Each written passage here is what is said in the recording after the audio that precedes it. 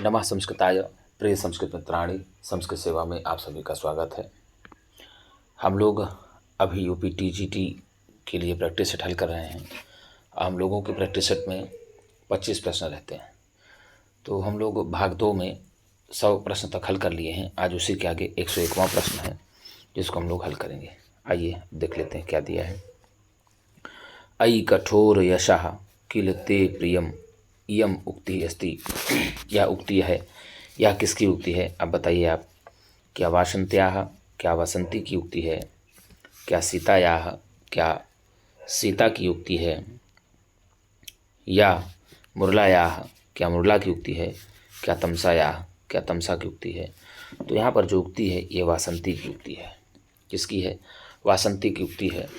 आपको बता दें, राम से वासंती जो है लक्ष्मण का हाल पूछती हैं कि किम कुमार लक्ष्मणस्य, कैसे हैं कुमार लक्ष्मण, बढ़िया है। तो उससे स्पष्ट हो जाता है कि वासंती राम को उलाहना दे रही है, राम को ताना मार रही है, ऐसा कह करके ही। और ये श्लोक ही है उत्तरामचरितम के 3 अंक का। अयि कठोर यशः किल ते प्रियम किम यशो नन्घोरमतः परम इमभवद्विपिने हरिणीदृशः अरे कथयनाथ कथं वर्तमन्यसे। कथयनाथ कथम वर्तमन्यसे। यहाँ वासंती राम को उलाहना देते हुए कहती है कि अयि कठोर हृदय राम, यश के प्रेमी कठोर हृदय राम, इससे बड़ी अपयश की बात क्या हो सकती है जो तुमने मृगनयनी सीता को निर्जन जंगल में, निर्जन वन में छोड़ दिया, लक्ष्मण के साथ उनको छुड़वा दिया। अब बताओ, इससे बड़ी कठोर की बात क्या हो सकती है राम?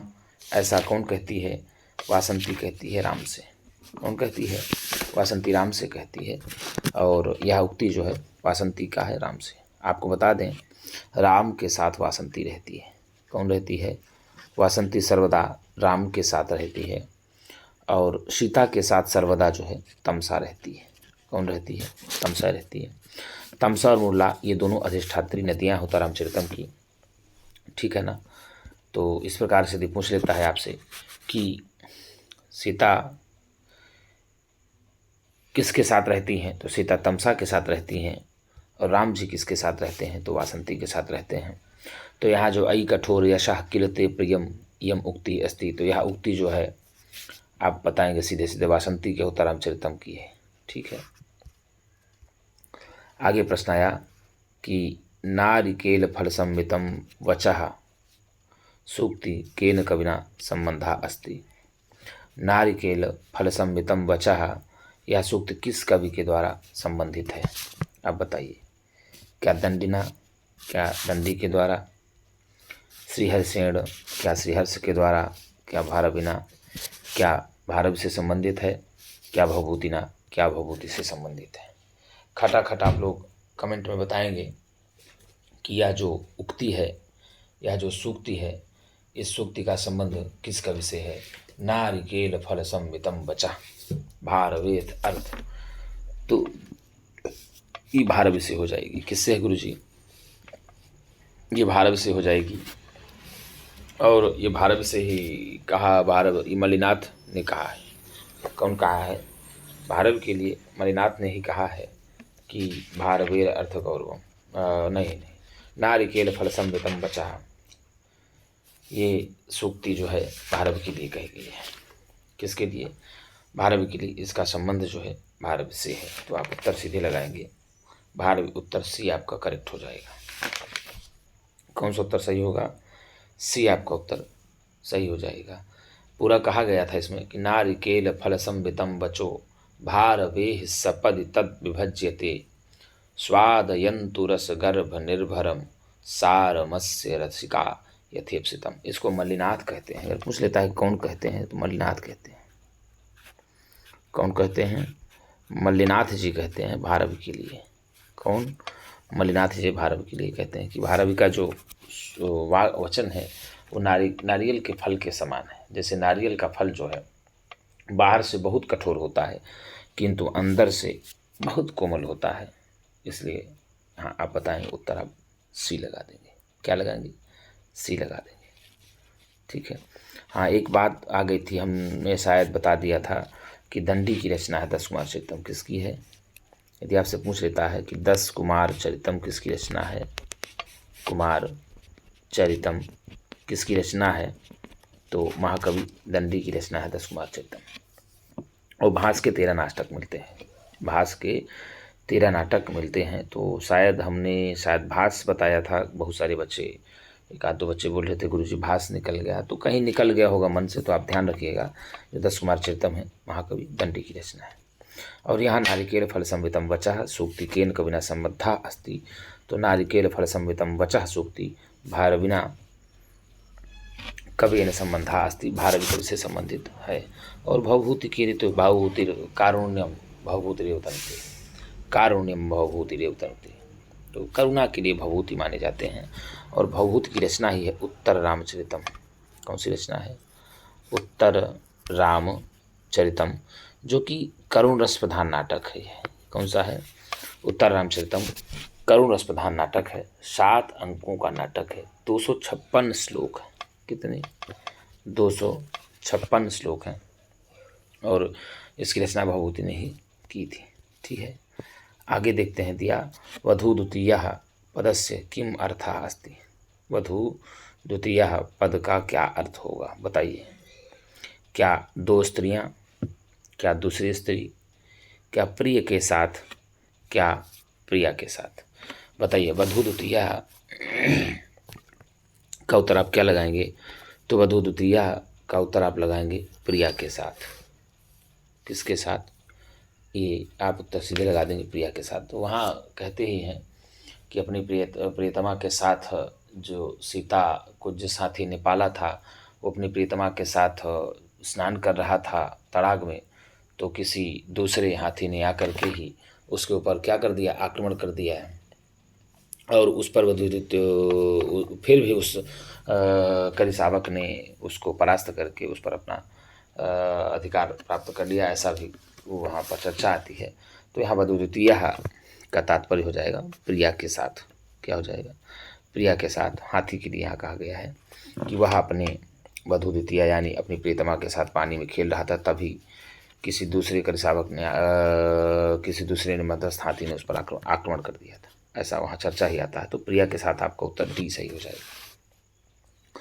कौन सा उत्तर सही होगा? डी आपका उत्तर सही हो जाएगा। अब दिया बृहद कथा मूल रूपेण कस्मिन भाषा लिखता अस्ति।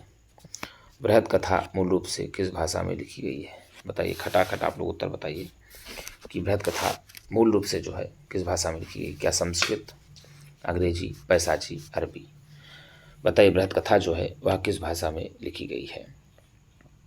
तो बृहद कथा मूल रूप से पूछी गई है तो पैसाची भाषा में लिखी गई है। किस भाषा में लिखी गई है?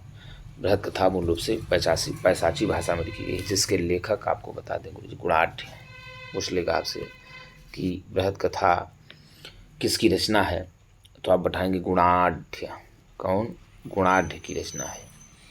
बृहद कथा गुणाढ़ की रचना है, जो कि मूल रूप से पैसाची भाषा में लिखी गई है। किस भाषा में? पैसाची भाषा में। चुरादगणे कति धातवः सन्ति। चुरादगण में कितनी धातुएं हैं, बताइए। क्या 420, 410, 411, 401? तो चुरादिगण में खटाखट आप लोग उत्तर बताएंगे कितनी धातुएं हैं। तो चुरादिगण में 412 धातुएं। यदि गणों की चर्चा आ जाए तो गणों की संख्या है 10। धातुओं में 10 गण है। कितने हैं? गणों की संख्या धातुओं में 10 है। कितनी है? गणों की संख्या धातुओं में 10 है। कौन कौन से गण है तो आपको बता दें। भुआदिगण, अदादिगण लिख देते हैं, ठीक है ना। भुआदिगण,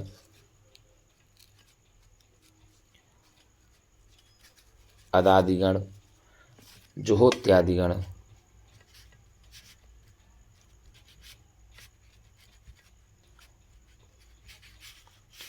भुआदिगण, अदादिगण, जुहोत्यादिगण, दिवादिगण।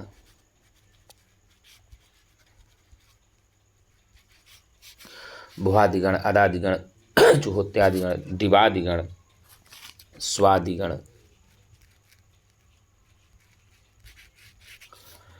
स्वादिगण, तुदादिगण,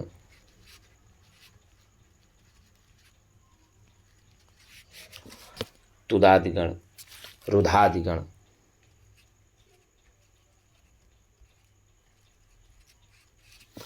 रुधादिगण, तनादिगण,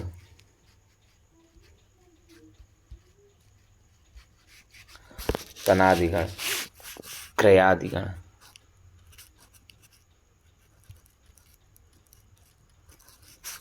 क्रयादिगण और चुरादिगण।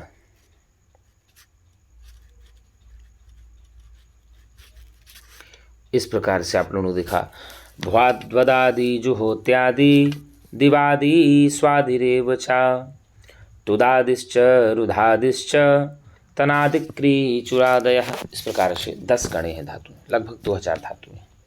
धातुओं की संख्या की यदि बात किया जाए तो लगभग 2000 धातुएं हैं और 10 गणों में विभाजित की गई हैं। कितने गणों में? 10 गणों में। सर्वाधिक धातुओं की संख्या है भ्वादिगण में 1035। कितनी है? 1035 धातुओं की संख्या है भ्वादिगण में। कितनी है गुरुजी? 1035। कितनी? 1035। अदादिगण में 72। अदादिगण में 72। कितनी है? 72। जुहोत्यादिगण में 24। कितनी है? 24। और दिवादिगण में 140। दिवादिगण में 140। स्वादिगण में 35। स्वादिगण में 35 धातुएं हैं और तुदादिगण में 157। ठीक है ना? और रुधादिगण में 25। अब तनादिगण, क्रियादिगण और चुरादिगण इनका हमने बताएंगे। चलिए क्रियादि का भी बता देते हैं आपको। क्रियादि में 61 है और चुरादि में जो है 411 है। जो आपसे प्रश्न पूछा ही है कि चुरादिगणे कति धातवः सन्ति, तो चुरादिगणे 411 धातवः सन्ति हैं। ठीक है ना? तो आप सीधे कमेंट में बताइए कि धातु जो है तनादिगण में कितनी है। तनादिगण में आपको धातु बताना है कि कितनी है धातुओं की संख्या। लगभग 2000 धातुएं हैं और धातुओं को 10 गणों में विभाजित किया गया। 10 गण है। भ्वाद्वदादि जुहोत्यादि दिवादि स्वादिरेव च तनादिश्च रुधादिश्च। समझ गए हो? भ्वाद्वदादि जुहोत्यादि दिवादि स्वादिरेव च तुदादिश्च रुधादिश्च तनादि क्री चुरादयः। तो 411 धातुएं हैं चुरादि। कितनी है? 411 धातुएं हैं। आपका उत्तर सीधे सीधे सी सही हो जाएगा। क्या सही हो जाएगा? उत्तर आपका सी सही हो जाएगा। कौन सा सही होगा भैया? उत्तर आपका सी सही हो जाएगा। तो चुरादिगण में 411 धातुएं हैं। कितनी हैं साहब?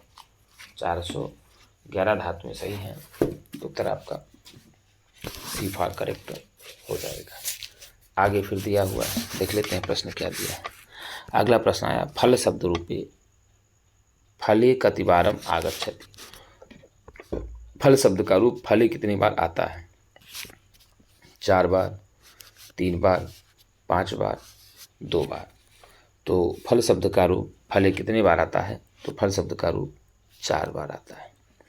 फलम फले फलानी, देखो फलम फले फलानी 1 बार आ गया। फलम फले फलानी 2 बार आ गया। फलेन फलाभ्याम फलैहि फलाय फलाभ्याम फलेभ्यः फलात् फलाभ्याम फलेभ्यः फलस्य फलयो फलानां। ठीक है? फले फलयो फलेषु फले फलयो फलेषु हे फल हे फले हे फलानी। तो 4 बार आ गया। कितनी बार आया? 4 बार फले शब्द आता है। तो यहाँ पूछा है कि फल शब्द रूप में फले रूप कितने बार आता है? तो आप 4 बार बताएंगे। फलम फले फलानी, फलम फले फलानी। आप लिखते जाइए पढ़ करके तो आप सीधे बन जाएगा। तो इसमें हो जाएगा आपका 4। उत्तर 106 का सी सही हो जाएगा। कौन सा?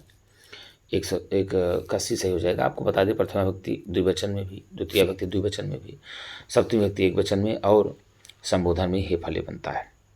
रूप चलता है फलम फले फलानि, फलम फले फलानि, फलेन फलाभ्याम फलैः, फलाय फलाभ्याम फलेभ्यः, फलात् फलाभ्याम फलेभ्यः, फलस्य फलयोः फलानां, फले फलयोः फलेषु, हे फल हे फल हे फलानि। तो उत्तर आपका सीधे और सीधे गुरुजी 4 हो जाएगा, ए। ठीक है, उत्तर हो जाएगा ए। क्या होगा? ए हो जाएगा। सबल्कवासांसि तवाधुना हरन्, कथम न मन्युः। ऐसे अब बताइए, सबल्क वासांसि तवाधुना हरन्, इयं वाक्यः कस्मिन् ग्रंथे उद्धृतः अस्ति।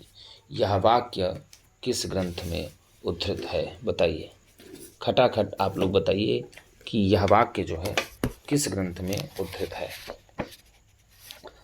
सबल्कवासांसि तवाधुना हरन्, करोति मन्युं न कथम धनंजय। पूरा ही है, तो आप इसको बताएंगे कि सबल्कवासांसि तवाधुना हरन्, इयं वाक्य कस्मिन् ग्रंथे उद्धृतः अस्ति। किस ग्रंथ में पूछा है? तो आप यहाँ क्या मेघदूते, क्या मेघदूतम में, क्या किरातार्जुनीय, क्या किरातार्जुनीयम में, क्या उत्तर रामचरिते, क्या उत्तर रामचरितम में, क्या सुखनासोपदेशे, क्या सुखनासोपदेश में। तो भैया यह वाक्य है किरातार्जुनीयम में। किस में है? किरातार्जुनीयम में। आपको बता दें, किरातार्जुनीयम की चर्चा किया जाए तो महाकवि भारवी की रचना है। किसकी है? महाकवि भारवी की रचना है किरातार्जुनीयम। किसकी रचना है? भारवी की रचना है। 18 सर्गों का महाकाव्य है। कितने सर्गों का महाकाव्य है? 18 सर्गों का महाकाव्य है। श्रियः पद से प्रारंभ होता है। किससे होता है? श्रियः कुरूणामधिपश्य पालिनी प्रजासुवृत्तिं यमयुं तवेदितुं शवर्णी लिंगी विदितः समाययौ युधिष्ठिरन्द्वैतवने वनेचरः। श्रियः पद से प्रारंभ होता है। किस पद से प्रारंभ होता है? श्रियः पद से प्रारंभ होता है और लक्ष्मी पद से समापन होता है। क्या है? लक्ष्मी पद से ही समापन होता है किरातार्जुनीय का। तो 18 सर्ग हैं, श्रियः पद से प्रारंभ होता है और लक्ष्मी पद से समापन होता है, और इन्हीं के काव्य को, इसी को पाषाणत्रय कहा जाता है। जो किरातार्जुनीय का प्रथम 3 सर्ग है उसको पाषाणत्रय कहा जाता है। क्या कहा जाता है? इसी को पाषाणत्रय भी कहा जाता है किरातार्जुनीय के प्रथम 3 सर्गों को। किसको? प्रथम 3 सर्गों को पाषाणत्रय कहा जाता है। वीर रस प्रधान महाकाव्य है किरातार्जुनीय। कैसा है? वीर रस प्रधान महाकाव्य है। ठीक है ना। गौड़ श्रृंगार आदि भी है, प्रथम सर्ग में मिलता है। और रीति गुण की बात किया जाए तो पांचाली रीति मिलती है और ओज गुण भी मिलता है। ठीक है ना। और किरातार्जुनीय के प्रथम सर्ग में जो है वैदर्भी रीति का प्रयोग किया गया। यदि आपसे पूछ ले कि किरातार्जुनीय के प्रथम सर्ग में कौन सी रीति का प्रयोग किया गया, तो किरातार्जुनीय के प्रथम सर्ग में वैदर्भी रीति का प्रयोग किया गया है। 3 शब्दालंकारों का और 60 अर्थालंकारों का तथा 7 चित्राक्षर अलंकारों का भी प्रयोग किरातार्जुनीय में प्रयोग किया गया है। और भारवी की शैली की यदि बात किया जाए तो अलंकृत काव्य शैली है और पंडित प्रधान भी काव्य शैली है। यदि कथानक की बात किया जाता है किरातार्जुनीय की हम बात करें तो यहाँ पर तपस्यारत अर्जुन के द्वारा ही किरात वेशधारी जो भगवान शंकर होते हैं वह उन्हीं से भगवान यानी शंकर शिव से पाशुपत अस्त्र की प्राप्ति का वर्णन ऐसा प्राप्त होता है कथानक है। ठीक है ना। और किरातार्जुनीयम 18 सर्गों का महाकाव्य है। तो बृहत्त्रयी के अंतर्गत गिने जाने वाला ही पहला ये काव्य है। बृहत्त्रयी के अंतर्गत गिने जाने वाला किरातार्जुनीय महाकाव्य पहला महाकाव्य माना जाता है। बृहत्त्रयी के अंतर्गत 3 महाकाव्य प्राप्त होते हैं। कौन से? बृहत्त्रयी के अंतर्गत यदि पूछा जाए तो 3 महाकाव्य प्राप्त होते हैं। कितने? 3 महाकाव्य प्राप्त होते हैं। पहला किरातार्जुनीयम हो गया, दूसरा शिशुपाल वधम हो गया। कौन सा? शिशुपाल वधम हो गया और तीसरा नैषधीय चरितम हो गया। ये तो शिशुपाल वधम 20 सर्ग का, देखिए 18 सर्ग का ये हुआ, 20 सर्ग का ये हुआ और 22 सर्ग का ये नैषधीय चरितम। तो 18, 20, 22 तीनों के सर्ग भी अलग अलग हैं। ठीक है ना। तीनों के सर्ग भी अलग अलग ही हैं। और किरातार्जुनीय का प्रथम सर्ग आप लोग पढ़े हैं, किरातार्जुनीय का प्रथम सर्ग भी आपसे टीजीटी में पूछा जाएगा। तो इसमें जो है 18 सर्ग हैं और 46 श्लोक हैं प्रथम सर्ग में। कितने?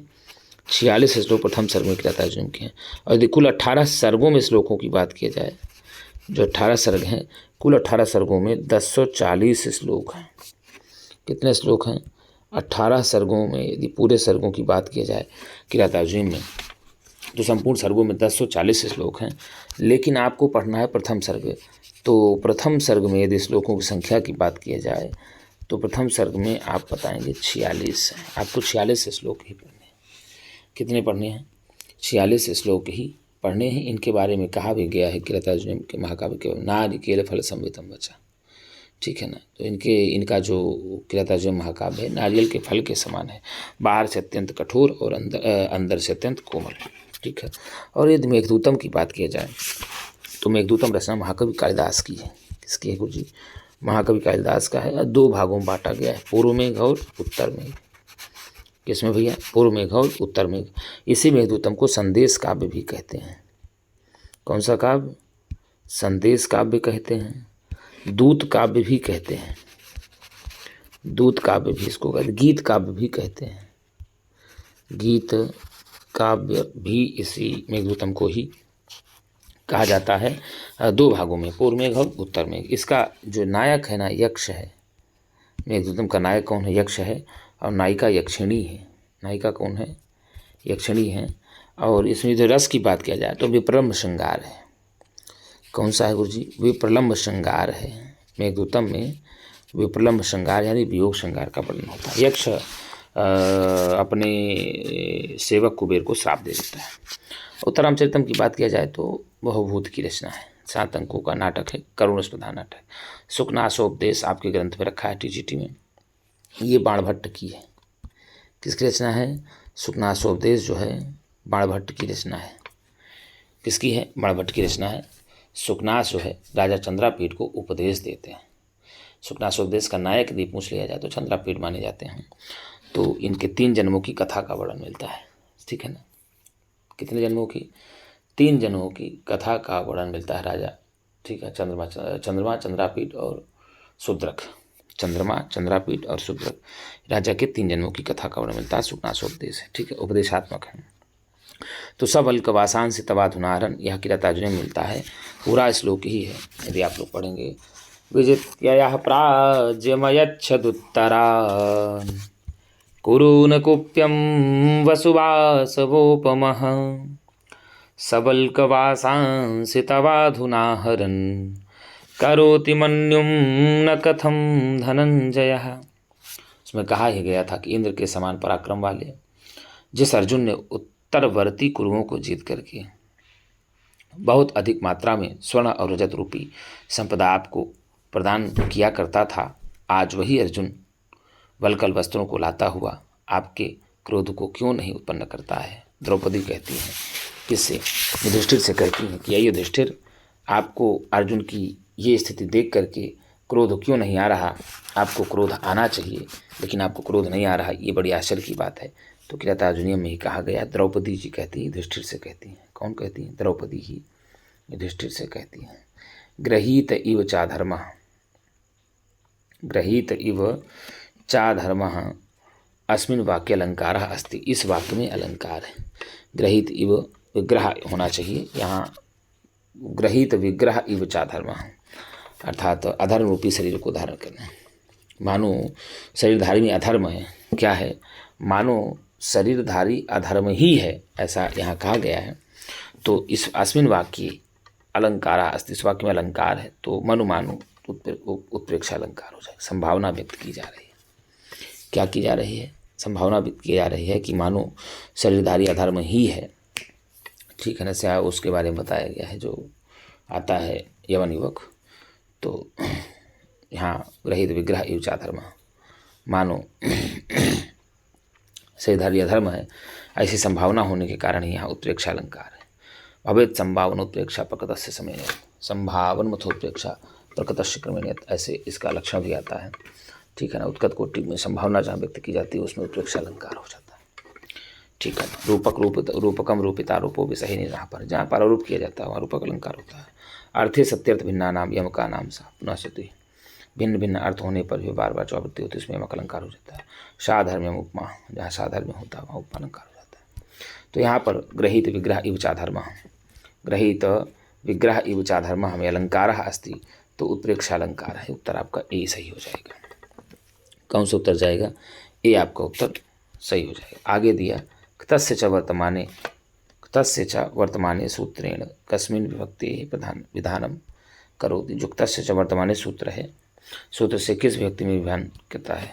तस्य च वर्तमाने किस विभक्ति में विधान करता है? खटाखट आप लोग उत्तर बताइए। तो बताइए, क्या तृतीया में करता है, क्या पंचमी में करता है, क्या षष्ठी में करता है, क्या सप्तमी में करता है? तो तस्य च वर्तमाने सूत्रेण यहाँ षष्ठी विभक्ति में प्रयोग करता है। किसमें भैया? षष्ठी विभक्ति, ठीक है ना। तो इसमें यही मतलब होता है गुरु जी, तस्य वर्तमाने, जो वर्तमान में विहितता के योग में ही अनभिहित कर्ता और कर्म में षष्ठी विभक्ति होती है। तो आप सीधे सीधे लगाएंगे षष्ठी। कौन सा लगाएंगे? षष्ठी लगा दें। कस्मिन् अर्थे परिकर्मवचनीय भवति। किस अर्थ में परिकर्मवचनीय होता है? किस अर्थ में परिकर्मवचनीय होता है? पूजा अर्थ में, भाग अर्थ में, अतिक्रमण अर्थ, समुच्चय अर्थ में? बताइए, किस अर्थ में जो परि है वह कर्म प्रवचनीय होता है? आप बताइए ना। यहाँ सीधे सीधे आप लगाएंगे भाग अर्थ में होता है। किस अर्थ में गुरुजी? भाग अर्थ में होता है। तो आप उत्तर लगाएंगे बी फार बोल्ट कर देंगे आप उत्तर। बी आपका सही हो जाएगा, भाग अर्थ में होता है। वकारस्य उच्चारण स्थान अस्ति। वकार का उच्चारण स्थान है, बताइए खटाखट। वकार का कौन सा उच्चारण स्थान है? मूर्धा, दंत, ओष्ठ, बी तथा सी उभव दोनों हो जाएगा। बताइए। तो वकारस्य दंतोष्ठौ, वकारस्य दंतोष्ठौ, तो वकार का दंत और ओष्ठ दोनों है। जब दंत और ओष्ठ दोनों है तो उत्तर में दिया ही है बी अथवा सी उभव, तो बी अथवा सी उभव दोनों हो जाएगा। क्या हो जाएगा? बी अथवा सी उभव दोनों हो जाएगा ये क्योंकि दंत और ओष्ठ वकार का दोनों ही है। तो वकारस्य दंतोष्ठ, वकार का दंत और ओष्ठ कहा जाता है, वह का उच्चारण ही दंतोष्ठ कहा जाता है, इसलिए आपको बी और सी उत्तर सही हो जाएगा। आपको बता दें मूर्धा किसका होगा? ऋतु रसाणा मूर्धा, क्या कहा? ऋतु रसाणाम मूर्धा, मूर्धा किसका हुआ? ऋतु रसाणा मूर्धा। ऋतु से तब यहाँ री हुआ और टू से टवर्ग हो गया। कौन सा वर्ग? टवर्ग। और रसाणा मूर्धा, रा और शा, ठीक है ना, का मूर्धा हो जाता है। तो ऋतु में री टू टा ठा डा ढा णा, तो ये ऋतु हो गया। और रसाणाम तो रा और शा का मूर्धा हो जाएगा। ऋतु से री हो गया, टू से टवर्ग, टा ठा डा ढा णा और रा शा का मूर्धा हो जाता है। पूरे काम बता देते हैं। आकुहु विसर्जनीय नाम कंठा, क्या कहा? आकुहु विसर्जनीय नाम कंठा, विसर्जनीय नाम कंठा। अब देखिए, आ कु से का वर्ग, आ का खा गा घा अंगा, हा और विसर्ग का कंठ हो जाएगा। किसका किसका? आ का वर्ग का खा गा घा अंगा पूरा ले लेंगे और विसर्ग हा का उच्चारण स्थान कंठ होगा। इचु यशा नाम तालु, इचु यशा नाम तालु। यहाँ क्या तात्पर्य हुआ? ई से ई हो गया, चू से चा वर्ग होगा और चाचा जझैया या और शा का उच्चारण स्थान तालु हो जाएगा। फिर ऋतु रसाणाम मूर्धा, अभी बताया ऋतु रसाणाम मूर्धा। री हो गया, टू से टवर्ग हो गया, राशा का मूर्धा हो गया। ऋतु लसानाम दंताः, ऋतु लसानाम दंताः। ऋतु ऋ से ये हो गया, टू से तवर्ग तथा दधना और ला सा का उच्चारण स्थान दंत हो जाएगा। क्या हो जाएगा? ऋतु रसाना दंताः। उपु पद्मानिया नाम ओष्ठौ, उपु पद्मानिया नाम ओष्ठौ। पद्मानीय उ और का उच्चारण स्थान पोष्ठ ओष्ठ हो जाता है। उपु पद्मानिया नाम ओष्ठौ। ए दैतो कंठ तालु, ए और आई का कंठ तालु, ए आई का कंठ तालु। ओ दौतो कंठोष्ठम, ओ और औ का कंठोष्ठ, ओ और औ का कंठोष्ठ, वकारस्य कंठोष्ठम, जिह्वामूलस्य जिह्वामूलम, नासिकानुस्वार से, यमगणनम, ये सब अनुस्वार से हो जाते हैं 5 में। तो यहाँ वकार का पूछा है तो वकारस्य दंतोष्ठा, वकार का दंत और ओष्ठ दोनों हो जाएगा, तो बी और सी उत्तर आपका सही हो जाएगा। आगे दिया सरसिज मनुवेद्धम शैवलेनापि रम्यम कस्मिन् नाटके उद्धृतास्ति। या जो सूक्ति है या जो वाक्य है किस नाटक में उद्धृत है, बताइए। क्या मृच्छकटिकी, क्या मृच्छकटिकम में है, या कादम्बर्याम या कादम्बरी में है, या विज्ञान शाकुंतले क्या विज्ञान शाकुंतलम में है, क्या सिराज विजय क्या सिराज विजय में है, तो भैया विज्ञान शाकुंतलम में है। किस में है, अभिज्ञान शाकुंतलम में है। आपको बता दें सरसिज मनुविद्धम शैवलेनापि रम्यम मलिनमपि हिमांशोर लक्ष्मीं तनोति यमधिक मनोज्ञा वल्कलेनापि तन्वी किमिव हि मधुराणां मंडनम नाकृति न। दुष्यंत बोलते हैं शकुंतला के लिए, तो अभिज्ञान शाकुंतलम, ठीक है। सिराज विजय अंबिका दत्त व्यास की रचना है, ऐतिहासिक उपन्यास है। कौन सा है, ऐतिहासिक उपन्यास है। और कादम्बरी बाणभट्ट की रचना है। किसकी है, बाणभट्ट की रचना है। और कादम्बरी कथा है। क्या है, कथा है। मृच्छकटिकम शूद्रक की रचना है और 10 अंकों का नाटक है। प्रकरण के अंतर्गत गणना होती है। किसके अंतर्गत, मृच्छकटिकम शूद्रक के द्वारा रचा गया है और प्रकरण के अंतर्गत गणना होती है। 10 अंकों का है तो आपका उत्तर। लेकिन यहाँ उत्तर क्या पूछा, सरसिज मनुविद्धम सर्वे नापि रम्यम कस्मिन् उद्धृतास्ति, किस काव्य में उद्धृत है, तो विज्ञान शाकुंतलम में है। कस्मिन् नाटके उद्धृतास्ति, विज्ञान शाकुंतलम, उत्तर आपका सी। फिर कहा कि मन्ये मार जा रहा, मन्ये मार जा रहा कोपि यम सूक्ति वाक्य कस्मिन् ग्रंथे संबंधास्ति। और ऐसा लगता है कि कोई बिलारी है। यह जो सूक्ति वाक्य है किस ग्रंथ से संबंधित है, बताइए। यह सूक्ति जो है किस ग्रंथ से संबंधित है कि कोई बिलारी। सिराज विजय, क्या सिराज विजय से। कादम्बर्याम, क्या कादम्बरी से। किरातार्जुनीय, क्या किरातार्जुनीय से। सिराज विजय, सिराज, तो सिराज विजय से ही है। जब यवन युवक कोई आता है, केले का पत्ता हिलता है, तो ऐसा गुरुजी देखने जाते हैं, तो वहीं एक बार 2 बार देख करके फिर कहते नहीं लगता है कि कोई बिलारी है, तो फिर ऐसा कह करके बैठ जाते हैं शांति से फिर शिलाचट में। तो यहाँ डी आपको उत्तर सही हो जाएगा, किरातार्जुनीय सिराज विजय से। किससे गुरुजी, सिराज विजय में हो जाएगा। यह देखिए यहाँ दिया शिवराज विजय, यहाँ शिवराज विजय, तो 2 उत्तर दे दिया है। तो ये ध्यान रखना है आपको, एक उत्तर इसमें काट दिया है, एक उत्तर काट देना है। यहाँ शिवराज को शिवाराज भी कर सकते हैं, तो इसका उत्तर एफ में अगर हम लोग कर सकते हैं। इसमें ही थोड़ा सा बनाने वाले गड़बड़ हो गया है।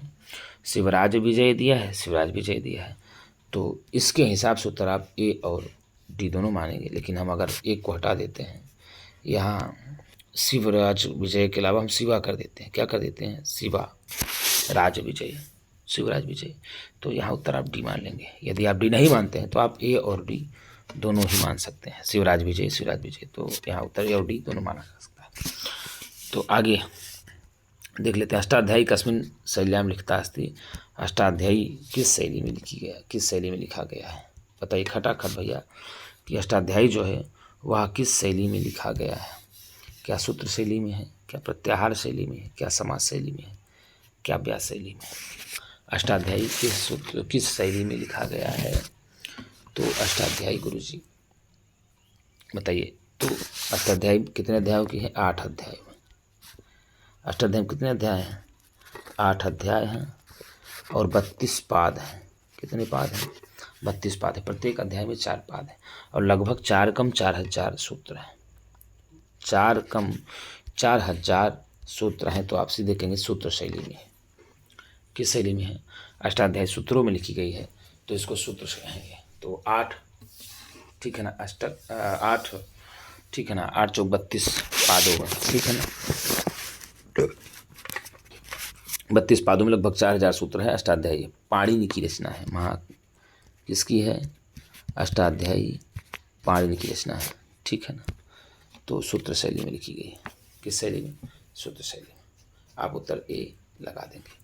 सुखार्तः पदे संधि अस्ति, सुखार्तः पद में संधि है, बताइए। दीर्घ है, दीर्घ संधि है क्या, या वृद्धि संधि है क्या, क्या गुण संधि है क्या, क्या पररूप संधि है क्या। तो जब ऋत शब्द के साथ किसी पूर्वगामी शब्द का तृतीय समास हो तब भी पूर्वगामी आ और ऋत से मिला करके ही आर बन जाएगा। तो सुखेन ऋतः बराबर सुखारता बन जाएगा। सुखेन ऋतः बराबर सुखारता बन जाएगा। सुखेन ऋतः बराबर सुखारता बन जाएगा। तो आप इसका उत्तर लगाएंगे वृद्धि। कौन सी क्या लगाएंगे गुरुजी? वृद्धि में आप उत्तर लगा देंगे सुखेन ऋतः बराबर सुखारतः। दुखेन ऋतः बराबर दुखारतः बन जाता है। क्या बन जाता है? सुखेन ऋतः सुखारतः, दुखेन ऋतः दुखारतः हो जाएगा। तो आर होकर के ही यहाँ वृद्धि हो जाता है। कौन सा हो जाता है गुरुजी? वृद्धि संधि हो जाएगी। आगे दिया तंडुलान ओदनम पचति। तंडुलान ओदनम पचति वाक्य प्रधान कर्म अस्ति। इस वाक्य में प्रधान कर्म कौन सा है? तंडुलान ओदनम पचति में बताइए खटाखट। तंडुलान ओदनम पचति में कौन सा होगा? बताइए तुरंत खटाखट बताइए गुरुजी। तो प्रधान कर्म अस्ति, प्रधान कर्म कौन सा है बताइए? क्या तंडुलान है या ओदनम है, या जो है ए अथवा बी उभव दोनों है, या पचती, या पचती है? बताइए खटाखट बताइए गुरुजी।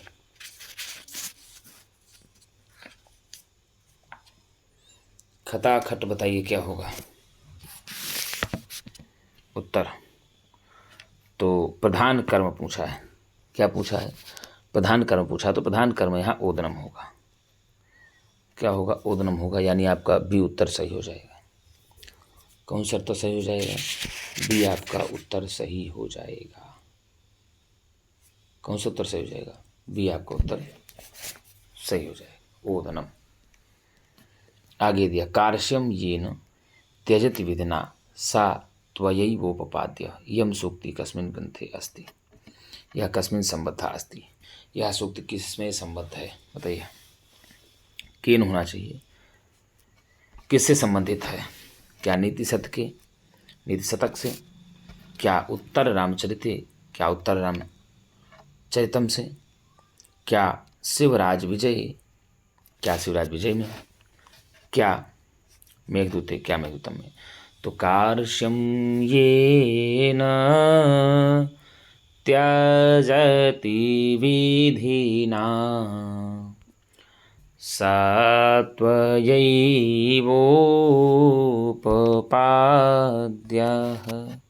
क्या कहा? सा त्वया एव उपपाद्यः, वही तुम्हारे द्वारा करना चाहिए जिसके द्वारा वह अपनी कृष्णता को त्याग सके।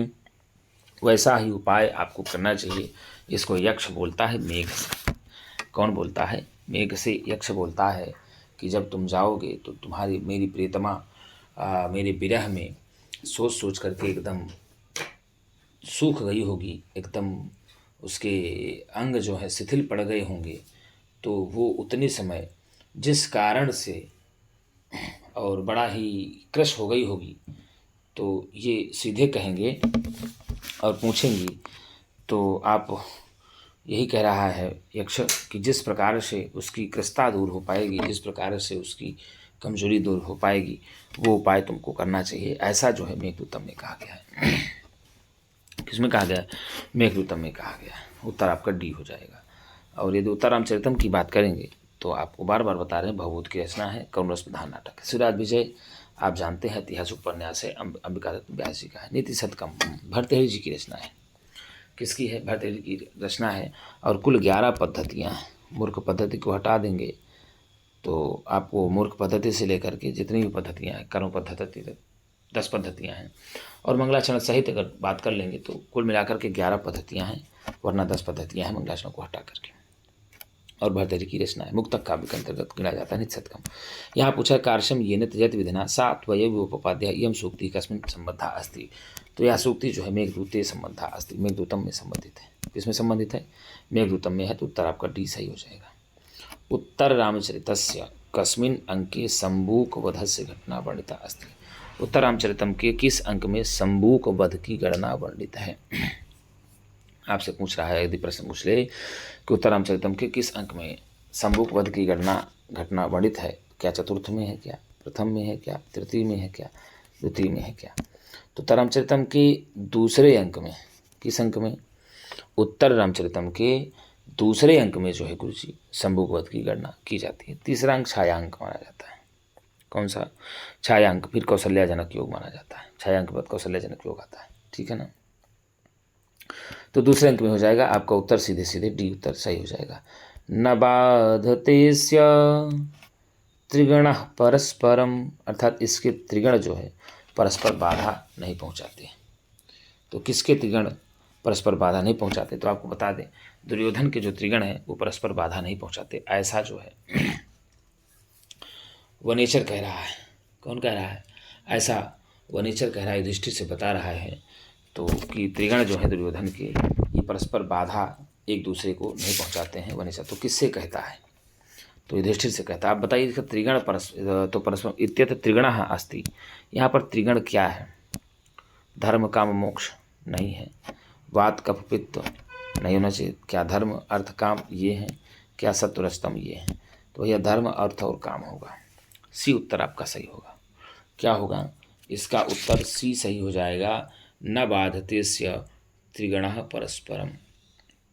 श्लोक है 11वें श्लोक की राधा जी में पढ़ेंगे प्रथम सर्ग में कि असक्तमाराधयतो यथा यथम विभज्य भक्त्या समपक्षपातया गूढ़ानुरागादिवसख्यमीवान् न बाधतेस्य त्रिगणः परस्परम।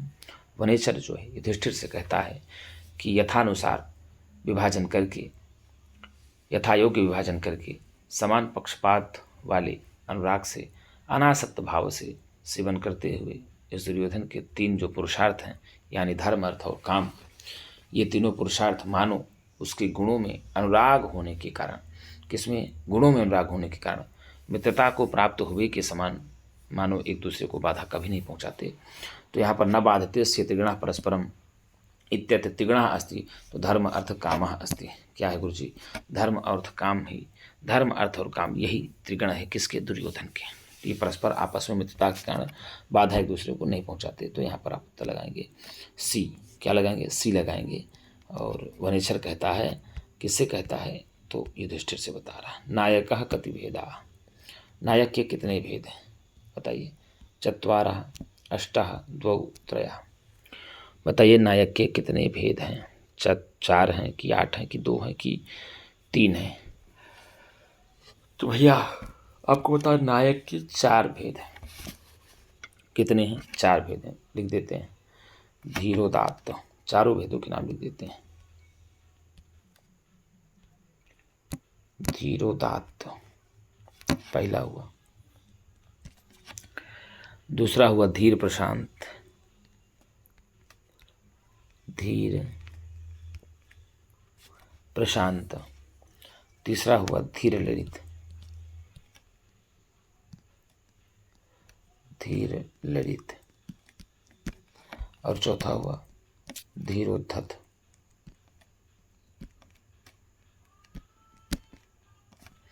धीरोदात्त नायक है, दुर्योधन है, राम है, ये सब धीरोदात्त नायक है। और धीर प्रशांत भी, और धीर नायक है जैसे आप कहते हैं यक्ष, और धीरोद्धत नायक भी माने जाते हैं, ठीक है ना। तो नायक की कोटि की यदि बात किया जाए तो 4 कोटि है। कितनी चोटी है? 4। नायक की कोटियों की बात किया जाए तो आप बताएंगे 4 कोटि की है। यम शब्दस्य लिंगे भवति। यम शब्द का लिंग में होता है। यम शब्दस्य लिंगः भवति, ऐसा होना चाहिए थोड़ा सा प्रश्न। यम शब्दस्य लिंगे अस्ति, ये तो कस्मिन् लिंगे अस्ति। क्या पुल्लिंगे स्त्रीलिंगे अथवा भी दोनों नपुंसकलिंगे। तो अब आप बताइए जो इयम शब्द है ये किस लिंग में है? तो बिल्कुल गुरुजी, आप ये इयम जो है इदम शब्द का है, ठीक है, इदम शब्द का ही है, लेकिन इदम शब्द का किस लिंग में है ये प्रश्न होना चाहिए। तो इयम शब्दः इदम शब्दस्य कस्मिन् लिंगे अस्ति, इदम शब्द का किस लिंग में है, ऐसा पूछना चाहिए यहाँ पर प्रश्न। तो यहाँ जो है स्त्रीलिंग में इदम शब्द का इयम होगा। देखिए मूलतः शब्द है इदम, कौन सा शब्द है? मूलतः इदम शब्द है, और इदम शब्द का पुल्लिंग में चलता है अयम इमौ इमे। क्या है? अयम इमौ इमे चलता है, और स्त्रीलिंग में इयम इमे इमा चलता है, नपुंसकलिंग में इदम इमे इमानी चलता है। तो यहाँ पर पूछा है तो स्त्रीलिंग में हो जाएगा। तो इयम शब्दः, ठीक है ना, इदम शब्द से कस्मिन् लिंगे अस्ति, जो इयम शब्द है यह इदम शब्द के किस लिंग में है? तो भैया इस लिंग में है, ऐसा आप बताएंगे। किस लिंग में है? इस लिंग में। अयम इमो इमे चलता है पुल्लिंग में, इयम इमे इमा चलता है स्त्रीलिंग में, इदम इमे इमान चलता है नपुंसकलिंग में। तो यहाँ स्त्रीलिंग में हो जाएगा, आपका उत्तर बी सही हो जाएगा। आगे दिया कविता कानन केसरी वाक्योयम कस्य कवेः सम्बद्धः अस्ति। कविता कानन केसरी यह वाक्य किस कवि से संबंधित है? बताइए, खटाखट यह वाक्य जो है किस कवि से संबंधित है? तो कविता कानन केसरी यह वाक्य जो है गुरुजी कालिदास से संबंधित है। किससे संबंधित है? कालिदास से। क्या कालभट्ट से? नहीं। जयदेवन नहीं। भर्तृहरि नहीं। कालिदास से संबंधित है। किससे संबंधित है? कालिदास से संबंधित है। इसको चंद्रदेव कहते हैं कालिदास के लिए। कौन कहते हैं? चंद्रदेव कहते हैं। तो उत्तर आपका डी सही हो जाएगा। भर्तृहरि की रचना है नीति शतकम, ठीक है, और बाणभट्ट की रचना है कादम्बरी। आश्रमोऽयं मृगो न हन्तव्यो न हन्तव्यः कथनम अस्ति। यह आश्रम का मृग है, इसको न मारो न मारो, ये मारा जाना नहीं चाहिए। बताइए क्या होगा? वैखानसस्य, क्या वैखानस का है? प्रियंवदाया, क्या प्रियंवदा का है? सूतस्य, क्या सूत का कथन है? क्या कण्वस्य, क्या कण्व का कथन है? बताइए। आश्रम मृगोऽयं न हन्तव्यो न हन्तव्यः, यह कथन अभिज्ञान शाकुंतलम में गुरुजी किसका है? तो वैखानस कहता है। वैखानस कण्व का शिष्य होता है, वही कहता है दुष्यंत से। जब दुष्यंत आखेट के लिए उसमें प्रवेश करते हैं तो पीछा करते हुए जाते हैं, तो वैखानस आता है और उनको मना करता है कि हे राजन, यह आश्रम का मृग है, इसको आपके द्वारा मारना नहीं चाहिए, इसको आप छोड़ दीजिए। तो इसको वैखानस कहता है। कौन कहता है? वैखानस। ये सूत जो है दुष्यंत का सारथी होता है। सूत जो है दुष्यंत का सारथी होता है, और कण्व शकुंतला के पालक पिता होते हैं। अनसुईया और प्रियंवदा ये दोनों सखियाँ होती हैं शकुंतला की। तो यहाँ कथन जो है वैखानस का है। किसका है गुरुजी? वैखानस तपस्वी है एक। तो उत्तर आपका ए चला जाएगा। क्या उत्तर जाएगा? ए चला जाएगा। मेघदूते विधा अस्ति। मेघदूत में विधा है। मेघदूत में कौन सी विधा है? गद्य काव्य है क्या? महाकाव्य है क्या? गीति काव्य है क्या? डिम है क्या? 10 कुमार चरितम गद्य काव्य, दंडी की रचना है। बताइए। तो मेघदूतम गीत काव्य है। कौन सा काव्य है? गीत काव्य है, शोक काव्य है, इसको भी कह सकते हैं। दूत काव्य है, इसको भी कहते हैं। संदेश काव्य है, ये भी कहा जाता है। तो मेघदूतम है गीत काव्य। किस विधा के अंतर्गत मेघदूतम की गणना होती है? तो मेघदूतम की गणना गीत काव्य के अंतर्गत होती है। आप उत्तर लगाएंगे सी फॉर करेक्ट हो जाएगा। क्या हो जाएगा? सी फॉर करेक्ट। शिवराज विजय कति निश्वासा अस्ति। यहाँ अस्ति पूछे चाहे संति पूछे, आपको उत्तर संति में ही देना है। 10 निश्वास, 12 निश्वास, 18 निश्वास, 36 निश्वास। तो भैया आपको बता दें शिवराज विजय में 12 निश्वासा सन्ति। कितने निश्वास हैं? 12 निश्वास हैं। 3 विराम। कितने विराम? 3 विराम और 12 निश्वास हैं। प्रत्येक विराम में 4 निश्वास हैं। कितने? प्रत्येक विराम में 4 निश्वास हैं। तो 4 3 12 हो जाएगा। तो शिवराज विजय में कुल मिलाकर निश्वासों की संख्या 12 है और विरामों की संख्या है 3। अंबिकादत्त व्यास की रचना है, ऐतिहासिक उपन्यास है। नाट्यशास्त्र में 36 अध्याय हैं। किसमें? यदि आपसे नाट्यशास्त्र में पूछ लिए कितने अध्याय हैं, तो आप बताएंगे नाट्यशास्त्र में 36 अध्याय हैं। 18 सर्ग किरातार्जुनीय महाकाव्य में है और 10 अंक जो है गुरुजी मृच्छकटिकम में है।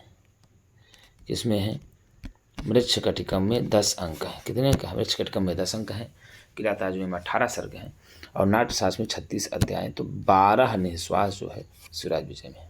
तो मेरे प्रिय मित्रों, आज हम लोगों ने प्रश्नोत्तरी का द्वितीय भाग में हल कर लिया। यदि आपको अच्छा लगता है, यदि आपको लगता है कि नहीं थोड़ी बहुत मेहनत हमारे लिए भी की जा रही है, तो एक बार संस्कृत सेवा पेज को यदि आप अभी तक सब्सक्राइब नहीं किए हैं तो चैनल को सब्सक्राइब कर दें। और यदि आपने देखा ना हो, जो कुछ भी ना देखा हो, तो कई सारी वीडियो पड़ी हुई हैं, आप उस पर जाकर के अध्ययन कर सकते हैं मेरे प्रिय मित्रों, मेरे प्रिय छात्रों। और यदि आपको वीडियो अच्छी लगती है तो एक बार कमेंट बॉक्स में ज़रूर लिखें कि हाँ अच्छा है, और कुछ सुझाव आता है तो एक उचित सुझाव आप दे सकते हैं, जिस पर विचार किया जाएगा सुझाव पर, और विचार करके उसको आगे अच्छा किया जा सकेगा। और मान लीजिए कहीं गलतियाँ हो जाए तो अच्छा लगता है जब आप लोग कमेंट में लिखते हैं कि गुरुजी हाँ यहाँ पर ये हो गया है, तो लगभग हम उसको सुधारे ही हैं। आप निश्चिंत रह ना करिए, अगर कहीं निकल जाता है तो वही वीडियो में हम सुधार देते हैं वहीं पर, और नहीं सुधरता माना कि कहीं अचानक निकल गया हो तो उसके लिए आप कमेंट बॉक्स में कमेंट में कर सकते हैं। क्योंकि अभी हमारे पास टेक्निकल टीम के बहुत एक्सपर्ट नहीं हैं, और हम लोग ऐसे अभी बना के आपको वीडियो पढ़ा रहे हैं, मैटर प्रोवाइड करा रहे हैं कि आपकी क्लासें जो है वो निरंतर चलती रहें, जो आपने निरंतरता बनाया है। क्योंकि परीक्षाएँ बिल्कुल निश्चित है कि 15 मई के तक लगभग हो ही जाएगी। तो यदि आप लोग जोर शोर से लगे हुए हैं, जोर तोड़ से आप लोग लगे रहिए, इसी प्रकार की तैयारी में सफलता आपको निश्चित तौर से मिलेगी। और कुछ बच्चों का आ रहा है कि गुरुजी कुछ व्याकरण में प्रश्नोत्तरी कराई जाए, तो हम निश्चित तौर पे व्याकरण पे ही प्रश्नोत्तरी कराएंगे, और हो सकेगा तो हम बाबूराम सक्सेना आपको पढ़ाने का प्रयास करेंगे सुबह की क्लास में। सुबह क्लास हम लेंगे, अब एक क्लास बाबूराम सक्सेना को सोचते हैं। यदि आप लोगों को कमेंट में अच्छा लगता है तो एक बार बताइएगा गुरुजी हाँ इतने बजे से शुरू किया जाए। और मेरा भी एक प्रण है मेरे प्यारे बच्चों की 1000 सब्सक्राइब पहुंच जाएंगे तो हम लोग 1000 प्लस में हम लोग लाइव आने का प्रयास सोच रखे हैं। तो अब ज़्यादा दूर है नहीं, अब तो लगभग करीब ही पहुंच गए हैं। तो आप सभी लोग इसी प्रकार से लगे रहिए, बने रहिए, और अपने आप को सफलता की जो सीढ़ी है उसको बढ़ाते रहिए, और निश्चित तौर से आप एक दिन सफल होंगे। तो मित्रों, आज के लिए इतना ही। हम पुनः एक नई वीडियो के साथ मिलेंगे, तब तक के लिए नमः संस्कृताय, शुभ रात्रि।